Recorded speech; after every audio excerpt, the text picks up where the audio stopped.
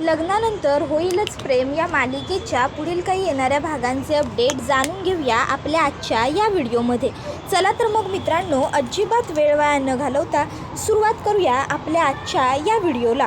तर आता आपण इथे पाहतोय की मालिनी काकू आणि जीवा, काव्या हे तिघंजणं एकत्र बसलेले असतात. खरं तर आता मालिनी काकूनेच जीवा आणि काव्याला एकत्र बसवलेलं असतं आणि आता मालिनी काकू या जीवाला आणि काव्याला म्हणत असतात, मला तुमच्याशी महत्त्वाचं बोलायचं आहे. काव्य म्हणत असते काकू, पण त्यावर मालिनी काकू म्हणतात, काव्या थांब, मी म्हटलं ना मला खरोखर महत्त्वाचं बोलायचं आहे, तर मला खरंच महत्त्वाचं बोलायचं आहे. त्यावर मग काव्या गप्प बसते आणि बोला ना प्लीज असं म्हणते. त्याबरोबर मालिनी काकू म्हणत असतात की मला तुमच्याबद्दल सगळं जाणून घ्यायचं आहे. त्यावर आता जीवा आणि काव्य सोबत म्हणतात की आमच्यात आता काहीच नाही आहे. मालिनी काकू म्हणतात, अरे एक मिनटं थांबा, मी तुम्हा दोघांमध्ये आता काही आहे किंवा नाही असं म्हटलं आहे का? माझ्या दोन्ही मुलांवर व्यवस्थित तितकाच विश्वास आहे रे, त्यामुळे तुमच्यात काही आता सुरू आहे असं मला वाटत नाही. मला तुम्हाला हे विचारायचं आहे की जे मला माहीत नाही ते आता तुम्ही मला सांगा. चला सुरुवात करा. त्यावर काव्या म्हणत असते, ठीक आहे, तुम्ही म्हणाल तसं काकू, मी तुम्हाला आमच्या पहिल्या भेटीपासूनचं सगळं सांगते. काव्य सांगू लागते, मी आणि जीवा माझ्या इन्स्टिट्यूटमध्ये भेटलो होतो. आमची पहिली भेट, पहिली ओळख तिथेच झाली आणि कालांतरानंतर जीवाच्या येण्या जाण्याच्या गोष्टी तिकडे वाढू लागल्या.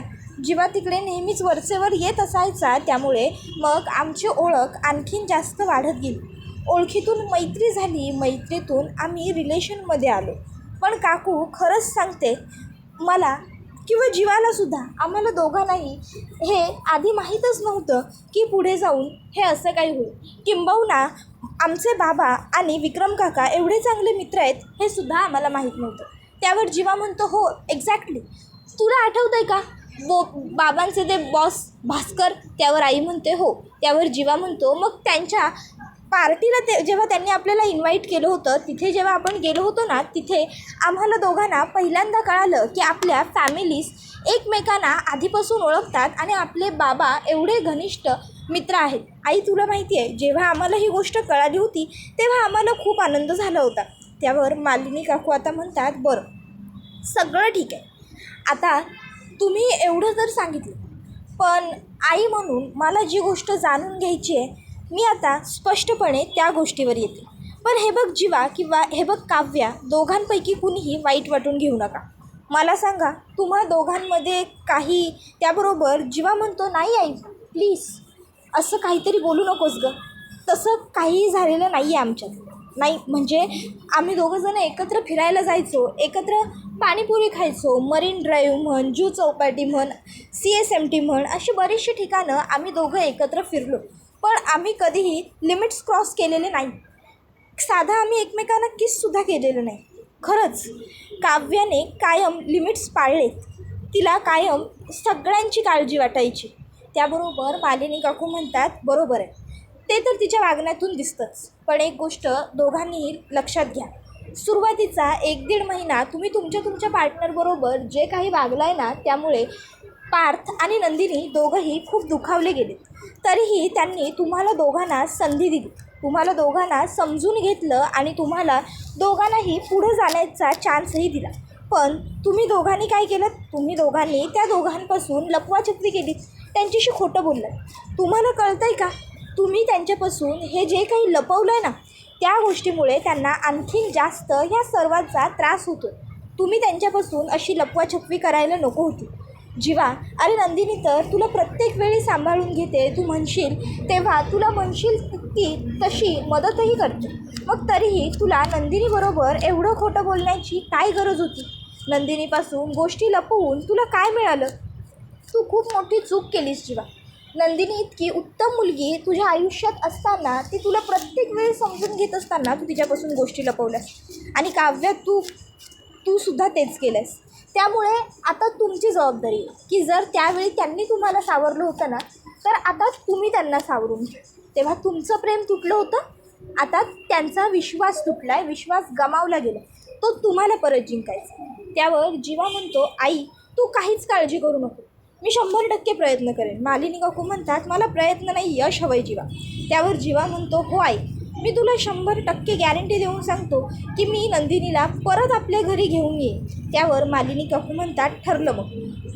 नंदिनीला घरी परत घेऊन यायची जबाबदारी तुझी आणि पार्थचं मन वळवायची जबाबदारी तुझी काकू. पण हे इतकं वाटतंय तितकं सोपं नाही आहे. त्याबरोबर काव्या म्हणत असते, काकू तुम्ही काहीही काळजी करू नका. मला आकाश पाताळ एक करावं लागलं, रात्रंदिवस एक करावा लागला तरीही माझी तयारी आहे. मग आता सुरुवात झालेली असते मिशन नंदिनीला आणि पार्थला मनवण्यासाठी. मग आता काव्य विचार करत असते की मी काय करू. पार्थ देशमुखांना मनवण्यासाठी मला काहीतरी करावं लागेल जेणेकरून त्यांना आमचे जुने पूर्वीचे दिवस आठवतील. मग आता जर पार्थला जुन्या दिवसांची आठवण करून द्यायची असेल तर सगळ्यात उत्तम पर्याय म्हणजे पार्थला आवडणाऱ्या गोष्टी. मग काव्य विचार करते की देशमुखांना माझ्या हातची सिनेमन कॉफीसुद्धा खूप आवडते आणि श्रीखंडसुद्धा खूप आवडतं. मग मी काय करू त्यांच्यासाठी. आता मी एक काम करते, आत्ता त्यांच्यासाठी कॉफी बनवते. नाही नको, सध्या मी त्यांच्यासाठी छान गोड श्रीखंड बनवते. सध्या हे जे काही सुरू आहे त्यामुळे त्यांचं तोंड पूर्णपणे कडू झालं असेल. जरा गोड खातील माझ्या हातचं तर त्यांना बरं वाटेल असा विचार करून मग आता काव्या ही पार्थसाठी छान मस्त गोड गोड श्रीखंड करण्याचा विचार करते. आणि आता तिने पार्थसाठी छान गोड असं श्रीखंड करायलासुद्धा घेतलेलं असतं. आता छान काव्या गोड मस्त श्रीखंड बनवत असताना म्हणत असते, देशमुख एकदा का तुम्ही माझ्या हातचं हे श्रीखंड खाल्लत ना गोड गोड की बघाल तुमचा राग हा असा पळून जाईल आणि तुम्ही लगेचच्या लगेच पुन्हा पूर्वीसारखे खुशही व्हाल आणि माझ्याबरोबर बोलायलासुद्धा लागाल. देशमुख होईल ना असं, तुम्ही लागाल ना माझ्याबरोबर पुन्हा पूर्वीसारखे बोलायला. हे श्रीखंड तुम्हाला आवडेल ना. नाही, माझी खात्री आहे ना तुम्हाला नक्की आवडेल. तुम्हाला आवडतं ना तसं श्रीखंड बनवलं आहे मी, अगदी तुम्हाला हवं तसं, फक्त तुम्ही खा.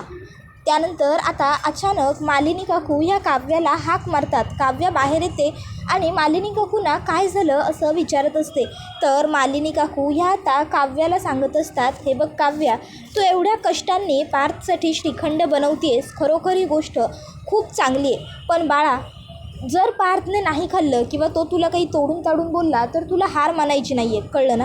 तर दुसरीकडे आता नंदिनीने पार्थला फोन केलेला असतो आणि ती त्याचे हालहवाल विचारत असते. पार्थ काय म्हणजे तिकडची परिस्थिती आहे आणि तुम्ही कसे आहात. मेन म्हणजे हे जे काही घडलं आहे याचा धक्का मला जितका बसला आहे तितकाच तुम्हालाही बसला आहे हे मला माहीत आहे. म्हणून म्हटलं एकदा मैत्रीण म्हणून तुमची चौकशी करावी, आपण एकमेकाबरोबर प्रत्येक गोष्ट शेअर करायचो.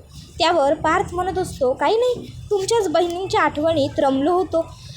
आता कळतच नाही हो नंदिनी, नियतीने हे सगळं काय आणि का घडवून ठेवलं आहे. म्हणजे एका बाजूला आपलं लग्न ठरलं होतं ते मोडलं, आपल्याबरोबर दुसऱ्याच लोकांची लग्न झाली आणि त्यांचंही प्रेम मोडलं. त्याबरोबर मग नंदिनी ही म्हणत असते, पार्थ काव्यापासून लांब जाण्याचा तुम्हाला खूप त्रास होतो आहे, मला माहिती आहे. तुम्ही दाखवत नसलात तरी तुमचं काव्यावरती आजही तितकंच प्रेम आहे. तुम्हाला काय वाटतं मला कळत नाही का. हे बघा, आपलं लग्न ठरलं होतं तेव्हापासून मी तुम्हाला एक चांगला मित्र मानलं होतं आणि मला माझ्या मित्राच्या मनातलं बरोबर कळतं आहे. मग तुम्ही काव्याला माफ का करत नाही. तसंही तिला तुमच्याकडेच परत यायचं आहे. त्याबरोबर पार्थ म्हणत असतो की नंदिनी, बोलणं जेवढं सोपं असतं तेवढं एखादी गोष्ट करणं सोपं नसतं ना. आणि तसंही काव्याला माझ्याकडे आता ढीक जरी परत यायचं असलं तरी आता मात्र माझ्या मनातही काहीच उरलेलं नाही आहे त्यांच्याबद्दल. आणि जसं काव्याला माझ्याकडे परत यायचं आहे तसं जीवालासुद्धा तुम्ही हव्याच आहात की त्याच्या आयुष्यात परत. मग तुम्ही का जीवाला माफ करत नाही आणि तुम्ही का माहेरी निघून गेलाय. तुम्हीही या की परत. काव्य माझ्याबरोबर खोटं बोलल्या या गोष्टीचं दुःख मला सगळ्यात जास्त आहे. त्यावर नंदिनी म्हणत असते, अहो हो ना पार्थ, मग मी पण तर तेच म्हणते ना, मलासुद्धा त्याचंच तर वाईट वाटतंय की जीवा माझ्याबरोबर खोटं बोलले. मी त्यांच्यापासून कधी काहीच लपवलं नाही आणि त्यांनी मात्र माझ्यापासून एवढ्या मोठ्या गोष्टीची लपवाछपवी केली. त्यांना काय गरज होतं माझ्यापासून हे सगळं लपवून ठेवण्याचं. त्यांनी मला जर सांगितलं असतं तरीही मी त्यांना माफ केलं असतं. त्यांनी माझ्यापासून गोष्ट लपवली ना, ह्याचं दुःख याचा त्रास मला खूपच जास्त होतो आहे. मी त्यांना त्या मिस केबद्दल म्हणजेच काव्याबद्दल कितीतरी वेळा विचारलंही होतं, तेव्हाही त्यांनी मला काहीच सांगितलं नाही. उलट ते माझ्यावर रागवले, मला ओरडले. पण मी विचार केला की तो त्यांचा भूतकाळ आहे, म्हणून त्यांना त्या गोष्टींचा राग येतो आहे आणि म्हणून ते माझ्यावर चिडत आहेत. पण नाही, आता मला शेवटी खरं कळून चुकलं आणि आता पश्चातापही होतो आहे की का मी त्याच वेळी जीवांबरोबर लग्न करायला नाही म्हणाले. त्यावर पार्थ म्हणतो, नंदिनी, अहो जे झालं ते झालं. मला समजून सांगताय की सगळं विसरून जा आणि पुन्हा नव्याने पुढे हो, पुन्हा नव्याने सगळ्याची सुरुवात कर. मग मी तेच तुम्हाला तुमचा मित्र म्हणून सांगतोय. तुम्हीसुद्धा जे घडलं ते सगळं विसरून जा आणि पुन्हा नव्याने सुरुवात करण्याचा प्रयत्न करा. हे बघा, मलासुद्धा माहिती आहे की तुम्हाला अवघड जाईल, पण तुमचा संसार तर मोडणार नाही. सगळं व्यवस्थित तर होईल, सगळं मार्गी लागेल. आणि राहिला प्रश्न माझा, तर माझ्या मनाला तर मी समजावलं आहे की माझ्या नशिबात काव्याचं प्रेमच नव्हतं. काव्य आणि मी एकत्र राहणं हे कदाचित माझ्या नशिबाला मंजूरच नव्हतं, म्हणून हे सगळं घडलं आहे. त्यावर नंदिनी म्हणत असते, पार्थ, तुम्हाला काव्य देशमुख म्हणायची, त्यामुळे तुम्हाला या शब्दाचा त्रास होईल. आता मला माहिती आहे, मला तुमच्या जखमेवर मीठ लावायचं नाही आहे. पण पार्थ, खरं सांगते, मी सुद्धा नाही राहू शकत जीवांबरोबर. एक वेळी तुम्ही खूप समजूतदार आहात, तुम्ही खूप चांगले आहात, तुम्ही प्रत्येकाला माफ करू शकता. पण मी आहे ना, त्या बाबतीत थोडी कच्ची आहे. मी माणसाला कितीही वेळा माफ करू शकते, कितीही समजून घेऊ शकते, काहीही करू शकते, अगदी काहीही. पण जर एखाद्याने माझा विश्वासघात केला ना, तर मी त्याला मात्र माफ नाही करू शकत आणि मी जीवांना मनवेन डिवोर्ससाठी. तर इकडे आता काव्या ही मालिनी काकूंना सांगते, मालिनी काकू, तुम्ही काहीच काळजी करू नका. पार्थ देशमुख जरी मी बनवलेलं श्रीखंड खाणार नसले तरीसुद्धा मी त्यांच्यासाठी पुन्हा सतत काही ना काहीतरी कष्ट करत राहणार. मी त्यांच्यासाठी पुन्हा एफर्ट्स देत राहणार, कारण माझं प्रेम आहे त्यांच्यावर. आणि आतापर्यंत, याच्या आधीपर्यंत त्यांनी घेतले की माझ्यासाठी एफर्ट्स, त्यांनी केल्या की माझ्यासाठी वेगवेगळ्या तऱ्हेच्या गोष्टी. मग आता मी सुद्धा करणार. त्यांनी आतापर्यंत काव्याचा राग बघितला आहे, काव्याची चिडचिड बघितली आहे, काव्याचा वाद घालण्याचा स्पीड बघितला आहे, काव्याची प्रत्येक वाईट बाजू त्यांनी पाहिली. पण आता ते पाहतील ते ह्या काव्याचं जीव तोडपणे करणारं प्रेम, ते पाहतील ह्या काव्याची प्रेम मिळवण्यासाठीची जिद्द, ते पाहतील या काव्याचे प्रेम करण्याचे विविध प्रकार. तुम्ही आता फक्त बघा काव्या काय चीज आहे ते. आता मी हार नाही मानणार काकू, मी माझं प्रेम परत मिळवणारच. पार्थ देशमुख फक्त माझे आहेत आणि ते माझेच राहणार. मग काव्य आता पुन्हा स्वयंपाकघरात येते आणि विचार करते की एवढं छान श्रीखंड तयार तर केलं आहे, पार्थ देशमुखांसाठी खायला घेऊनही जाईन, पण त्यांना हे आवडेल का? मी एक काम करते, मी आधी थोडीशी चव करून बघते. नाही म्हणजे पार्थना गोड फार आवडतं, जर यामध्ये साखर वगैरे काही कमी असली तर मग पुन्हा त्यांचा मूड जाईल किंवा त्यांना असं वाटेल की मी मुद्दामून श्रीखंड कमी गोड केलं. मग आता काव्या ही काय करते तर श्रीखंड चव करायला आता ती घेणार असते. इतक्यात अचानक काव्याच्या फोनवर अनिशाचा फोन येतो. आता काव्या अनिशाचा फोन येतो, फोन ती तिथे बघत असते, पण तिला फोन लक्षात येतं की मालिनी काकूंजवळ जेव्हा ती बोलत होती फोनवर, तेव्हा तर ती डायनिंग टेबलवर काव्या आता डायनिंग टेबलवरचा फोन घ्यायला जाते. आता काव्या जेव्हा फोन उचलायला जाते तेव्हा वसवत्या आणि रम्या त्या ठिकाणी असतात. वसवत्या आणि रम्या आता काव्याने पार्थसाठी बनवलेलं श्रीखंड बघत असतात. वसवत्या म्हणत असते, बघतीयस ना रम्या? त्यावर रम्या म्हणते, अगं हो नाही बघतीये. आणि खूप डोक्यात जाते ही काव्या. माझ्या पार्थचा पिच्छा ही मुलगी काहीही केल्या सोडतच नाही आहे. आता पुरे झालं की पार्थ पार्थ पार्थ पार्थ पार्थ. आता पार्थ हिला साधी भीकही घालत नाही आहे, तरी ही मुलगी माझ्या पार्थचा पिच्छा नाहीच सोडत आहे. आई मी काय करू गं म्हणजे ही पार्थचा पिच्छा सोडेल? त्याबरोबर वसवत्या तिला समजावते, हे बघ रम्या, तुला असं नाही दाखवायचं आहे की तुला काव्याला त्यांच्या रस्त्यातून बाजूला करायचं आहे. नाही, जर तू काव्यावरचा राग सतत तुझ्या तोंडाने बोलून दाखवलास, बाहेर काढलास ना, तर पार्थला लक्षात येईल की तू त्याच्या बायकोला त्रास देतेस. आणि पार्थ काव्याबरोबर कितीही भांडला, कितीही वाईट वागला ना, तरी त्याला काव्याला त्रास झालेला सहन होणार नाही. त्यामुळे आता आपल्याला असं काहीतरी वागायचं आहे ना की साफ भी मर जाए और लाठी भी ना तुटे. समजलं ना मला नेमकं तुला काय म्हणायचं आहे ते? हो गाई, हो समजलं. आई वाव, तू कसली कमाल आहेस ग, ग्रेट. तुझ्या इतकी हुशार बाई ना मी आजपर्यंत पाहिलेलीच नाही आहे. वसवत्या म्हणते, तुला मी खूप वेळा समजवलं आहे रम्या, आपल्या मुलीच्या सुखासाठी एक आई कुठल्याही थराला जाऊ शकते. मग मी सुद्धा एक आईच आहे. माझ्या मुलीला सुख मिळवून देण्यासाठी मी काहीही करूच शकते ना. आणि आता माझ्याशी बोलण्यात वेळ वाया घालवू नकोस. चल, काव्याने पार्थसाठी गोड गोड श्रीखंड केलं आहे ना, आपण जरा ते खार करून येऊया. मग आता त्या दोघीही जणी स्वयंपाकघरात येतात. वसुहत्या म्हणते, रम्या मी लक्ष ठेवते, तू तुझ्या स्वतःच्या शुभ हातांनी त्या श्रीखंडात मीठ मिसळ. त्यावर रम्या म्हणते, ठीक आहे आई. मग आता रम्या किचनमध्ये त्या श्रीखंडामध्ये मीठ मिसळते आणि म्हणत असते, सॉरी पार्थ, नाही मला माहिती आहे तुला गोड खूप आवडतं, तुला श्रीखंड खूप आवडतं, पण ह्या काव्याच्या हातचं श्रीखंड काहीही झालं तरी मी तुला सहजपणे खाऊ देणार नाही. तू फक्त माझा आहेस आणि माझाच राहशील, समजलं ना. त्यानंतर मग आता काव्या फोन ठेवते आणि तिकडनं स्वयंपाकघराकडे येते. वसुहत्या ही गोष्ट बघते. ती रम्याला सांगते, रम्या मिठाची बरणी लवकर बंद कर आणि ये इकडे लप. त्याबरोबर रम्या आणि वसुहत्या फ्रीजच्या मागे लपतात. काव्या स्वयंपाकघरात एंट्री घेते. तशाच काव्या पाठमोरे असतानाच त्या स्वयंपाकघरातून बाहेर पडतात. काव्या आता मीठ पडलंय त्या श्रीखंडात हे बघतच नाही. वसुहत्या आणि रम्या म्हणत असतात, चल आता आपण निघूया इकडनं, आता हिची चांगली गोची होईल.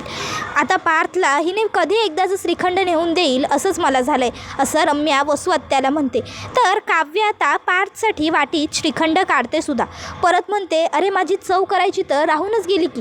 आणि मग काव्या आता पटकन चव करून बघते श्रीखंडाची. तर श्रीखंड तिला तोंडात घेतल्याबरोबर खूप खार लागतं आणि काव्या आता ते श्रीखंड थुकते. आता काव्या ही आजूबाजूला बघत असते तर तिला तिथे काम करणारी अनिता दिसते. काव्या अनिताला बोलवते आणि विचारते, अनिताताई स्वयंपाकघरात कोण आलं होतं? त्यावर अनिता सांगते, वसुताई आणि रम्याताई आल्या होत्या बघा. त्याबरोबर मग आता लगेचच काव्याच्या लक्षात येतं की याचा अर्थ हा सगळा कांड वसुहत्या आणि रम्यानेच उखरलेला आहे.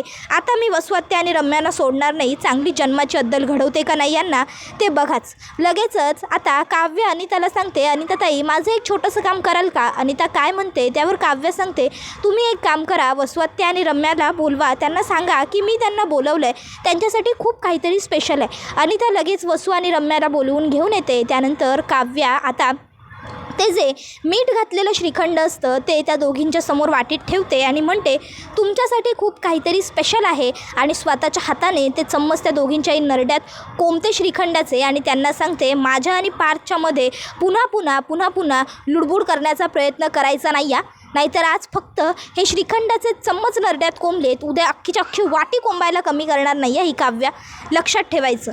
तुम्ही मला गरीब दुबळी हरून गेलेली समजू नका. काव्या कधीच हरत नाही, काव्याला हारणं मंजूरच नाही आणि स्वतःचं प्रेम मिळवण्यासाठी तर नाहीच नाही, समजलं ना. पुढच्या वेळी माझ्या नादी लागू नका. काव्याचा तर हा राग बघून दोघीही चांगल्याच घाबरतात आणि हा व्हिडिओ इथेच संपतो. व्हिडिओ आवडला असेल तर व्हिडिओला लाईक करा, चॅनलवर नवीन असाल तर चॅनलला सबस्क्राईब करा आणि बेल आयकॉन आठवणीने प्रेस करा, जेणेकरून तुम्हाला पुढच्या प्रत्येक व्हिडिओचं नोटिफिकेशन मिळत जाईल आणि सर्व व्हिडिओंचा आनंद हा अगदी उत्तम पद्धतीने घेता येईल. चला तर मग प्रेक्षकांनो, आजच्या पुरतं इथेच थांबूया. पुढचा व्हिडिओ येईपर्यंत या व्हिडिओचा छान पद्धतीने आनंद घेत राहा. लग्नानंतर होईलच प्रेम ही मालिका तुम्हाला कशी वाटते ते आम्हाला कमेंटमध्ये नक्की सांगा. धन्यवाद.